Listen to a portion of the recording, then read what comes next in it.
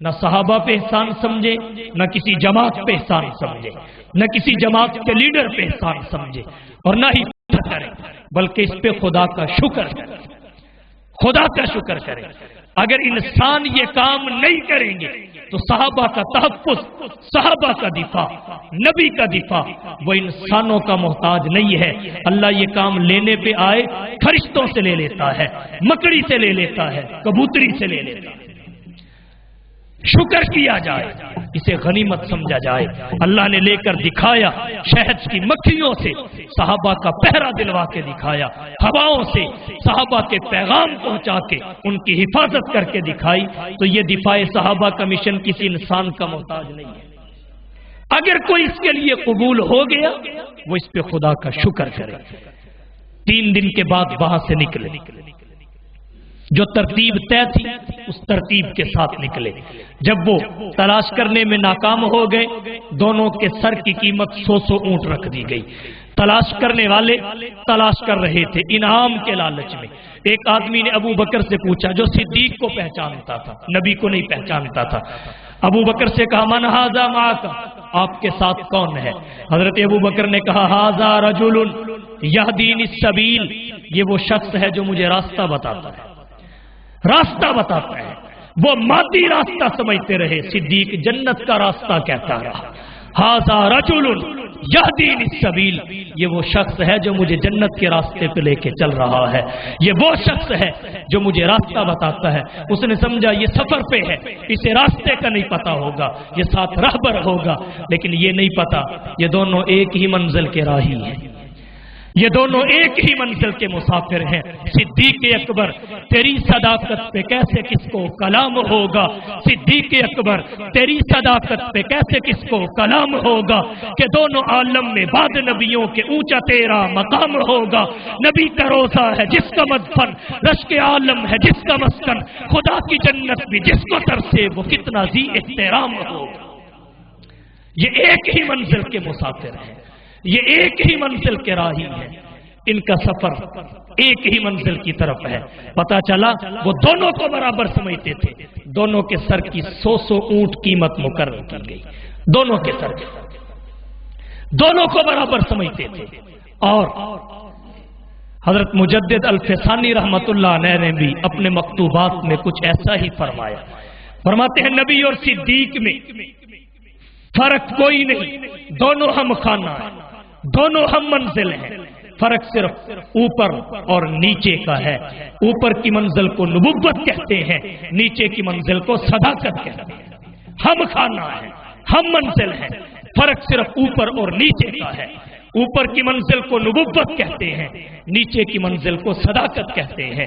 اور ایک نقطہ یہاں میں آپ کے ذوق کی نظر کرنا چاہوں گا، جب کوئی شخص اوپر کی منزل پہ جانا چاہے وہ نیچے کی منزل سے گزر کے جاتا ہے، نیچے کی منزل سے گزرے بغیر کوئی شخص اوپر کی منزل پہ نہیں جا سکتا۔ یہی سے سمجھ لینا چاہیے جو نبوت کی قربت کو پانا چاہتا ہے اسے صدیق کی محبت سے گزر کے جانا پڑے گا۔ جو صدیق کی محبت سے گزر کے نہیں جاتا، محبت صدیق کے محل سے گزر کے نہیں جاتا، وہ قربت نبوت کے محل میں داخل بھی نہیں ہو سکتا، محبت نبوت کے محل کے دروازے پہ بھی نہیں جا سکتا، کیونکہ اس کا دروازہ صداقت کی منزل سے شروع ہوتا ہے۔ تو عرض میں نے یہ کیا، چلے انعام کا اعلان تھا، تلاش کرنے والے نکل آئے، ان میں ایک سراقہ بن مالک بھی تھا، وہ تلاش کرنے کے لیے پیچھے پیچھے آ رہا تھا۔ حضرت ابو بکر تو گھوم کر چل رہے تھے کہ کسی طرف سے بھی نبی پہ حملہ نہ ہو۔ ان کی نظر پڑی، کہنے لگے اللہ کے رسول یہ ایک آنے والا آ رہا ہے، قریب آ گیا ہے۔ حضور نے فرمایا ما ظنک یا ابا بکر باثنین، بخاری کے الفاظ ہیں ما ظنک یا ابا بکر باثنین اللہ ثالثہما، ابو بکر تیرا ان دو کے بارے میں کیا خیال ہے جن دونوں کا تیسرا اللہ ہے، جن دونوں کا تیسرا اللہ ہے، تیرا ان دو کے بارے میں کیا خیال؟ لیکن اللہ کے رسول یہ تو آ گیا۔ حضور نے ہاتھ اٹھائے، ہاتھ اٹھا کے کہا اللہم سراہو، اے اللہ اس آنے والے کو بچھاڑ دے۔ نبی کی زبان سے ان لفظوں کا نکلنا تھا، گھوڑے سمیت زمین میں جانے، گھوڑے سمیت زمین، سمجھا کہ اس کے ساتھ تو واقعتاً کوئی قوت ہے، ہمیں معاف کر دیجئے، معافی مل گئی۔ نبی بڑا رحم دل ہے، بڑا رحم دل ہے، لیکن جو نبی کا حق ہے اسے معاف بھی نبی کرتا ہے۔ حق نبی کا ہو، اسے معاف کرنے کا اختیار کسی امتی کو نہیں ہو سکتا، خواہ وہ صدر مملکت ہی کیوں نہ ہو، خواہ وہ صدر مملکت ہی کیوں نہ ہو۔ نبی نے معاف کر دی۔ جب باہر نکل آیا پھر لالچ نے ستایا، آخر 200 اونٹ تھے، پھر آگے بڑھنے لگا۔ جیسے ہی نیت میں فطور آیا پھر دھنس گیا، نبی نے بد دعا کی پھر دھنس گیا، 3 بار ایسا ہوا۔ بلا کر کہنے لگا میں سمجھ گیا کہ یہ ضرور غالب آ کر رہے گا، اللہ کے رسول مجھے معاف کر دیجئے، اب خود بھی کچھ نہیں کروں گا، واپس چلا جاؤں گا، جو آپ کی طرف آئے گا اسے بھی واپس لے جاؤں گا، جو آپ کی طرف آئے گا اسے بھی واپس لے جاؤں گا۔ نبی نے قبول کر لیا۔ عامر بن فہیرہ جو حضرت ابو بکر صدیق کے آزاد کردہ غلام تھے، ساتھ تھے، ان سے ایک امان نامہ تحریر کروایا کہ یہ آپ ساتھ لے لے تاکہ میرے کسی صحابی کی تجھ پہ نظر پڑ جائے وہ تجھے کچھ نہ کرے۔ لے کر چل پڑا، ہر ایک کو واپس لے جاتا چلا گیا۔ یہاں سے ایک نقطہ اور سمجھ میں آیا کہ جب گھوڑا نبی اور صحابہ کی محبت میں چلایا جائے پھر اللہ قرآن میں اس کی قسمیں کھاتا ہے، والعادیات ضبحا فالموریات قدحا فالمغیرات صبحا فاثرن به نقعا فوسطن به جمعا۔ اس پہ میں تفصیلی تقریر پچھلے مہینوں کے جمعوں میں کر چکا ہوں۔ جب گھوڑا نبی اور اصحاب نبی کی محبت میں دوڑایا جائے اس وقت اللہ گھوڑے کی بھی قسم کھاتا ہے، گھوڑے والے سے بھی پیار کرتا ہے۔ لیکن جب گھوڑا نبی یا صحاب نبی کی دشمنی میں نکالا جائے اور ان کی دشمنی میں چڑھایا جائے پھر اس گھوڑے کو بھی اللہ زمین میں دھنسا دیتا ہے اور گھوڑے والے کو بھی تباہ و برباد کر دیتا ہے۔ اس کی بچت کا ایک ہی راستہ ہوتا ہے کہ وہ گھوڑے سمیت نبی اور صدیق کے قدموں میں آ جائے۔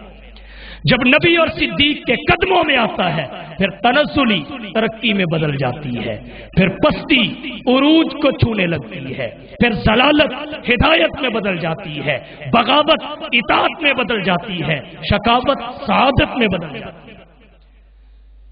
جب تک یہ گھوڑا اور گھوڑے والا دشمنی میں چل رہا تھا کامیابی نہ ملی، دوستی میں آیا تو دوستی میں آنے کی دیر ہوئی، نبی نے پھٹ فرمایا یا سراقہ کیف بک اذا لبست سوار کسرا، اے سراقہ اس وقت تیری کیا شان ہوگی جب کنگن کسرا کے ہوں گے ہاتھوں میں تیرے چمکے، کنگن کسرا کے ہوں گے ہاتھوں میں تیرے چمکے۔ اور نبی کی ایک ایک پیشین گوئی کو اللہ نے سچ کیا۔ جب ایران کا شہر مدائن فتح ہوا، کسرا کے کنگن حضرت عمر بن خطاب رضی اللہ تعالی عنہ کے پاس مدینہ میں پہنچے۔ حضرت عمر بن خطاب نے صحابہ کے مجمع میں اعلان کیا اینا سراقہ، سراقہ کہاں ہے؟ اینا سراقہ، سراقہ کہاں ہے؟ اینا سراقہ، سراقہ کہاں ہے؟ حضرت سراقہ مجمع سے اٹھے، حضرت عمر یوں کنگن پکڑ کے کھڑے تھے، سراقہ آجا آجا آجا آجا، آج نبی کی پیشین گوئی کے سچے ہونے کا وقت آ پہنچا ہے۔ سراقہ کی آنکھوں سے آنسو بہ رہے ہیں، پلکیں برس رہی ہیں، آنکھیں چھلک رہی ہیں، برستی آنکھوں سے سراقہ گیا۔ حضرت عمر نے اپنے ہاتھوں سے کنگن سراقہ کے ہاتھوں میں پہنا کے کہا نبی نے جو کہا اللہ نے سچ کر دکھایا۔ جب محبت میں آتا ہے تو پھر گھوڑے والے کو بھی اللہ عزت دیتا ہے، اور اگر محبت میں نہ آئے تو اونٹ والے کو بھی نہیں ملتی، یہ تو پھر گھوڑا۔ عرض میں نے یہ نبی کریم صلی اللہ علیہ وسلم یہاں سے آگے بڑھے، مدینہ میں چلے گئے، قباء میں ٹھہرے، مسجد تعمیر کی، حضرت علی بھی آ گئے، یہاں سے پھر مدینہ طیبہ میں گئے۔ جب مدینہ میں پہنچے معصوم بچیوں نے، چھوٹی چھوٹی بچیوں نے نبی کا استقبال کیا اور نبی کے لیے ایک ترانہ پڑھا، طلع البدر علینا من ثنیات الوداع وجب الشکر علینا ما دعا للہ داعی ایھا المبعوث فینا جئت بالامر المطاعی. نبی کو خوش آمدید کہا، مرحبا کہا، اہلاً و سہلاً کہا. لیکن ایک نقطہ آپ کے دامن میں ڈال کے میں بات کو ختم کرنے لگا ہوں. بچیاں چھوٹی تھی، انہیں نہیں پتا تھا، علمیت سے نہ آشنا تھی، لیکن بے ساختہ ان کی زبان سے نبی کے لیے بدر کا لفظ نکلا. بدر چاند کو کہتے ہیں، لیکن چاند کو صرف بدر ہی نہیں کہتے، چاند کو قمر بھی کہتے ہیں، چاند کو ہلال بھی کہتے ہیں، چاند کے اور بھی نام ہیں. لیکن ان بچیوں نے جب نبی کے چہرے کو دیکھا تو نبی کے لیے بدر کا لفظ بولا، قمر کا لفظ نہیں بولا، بدر کا لفظ بولا، ہلال کا لفظ نہیں بولا. اس میں حکمت کیا ہے؟ حکمت یہ ہے کہ کہتے ہلال بھی چاند کو ہے، لیکن جن دنوں میں ہلال کہتے ہیں ان دنوں میں چاند کی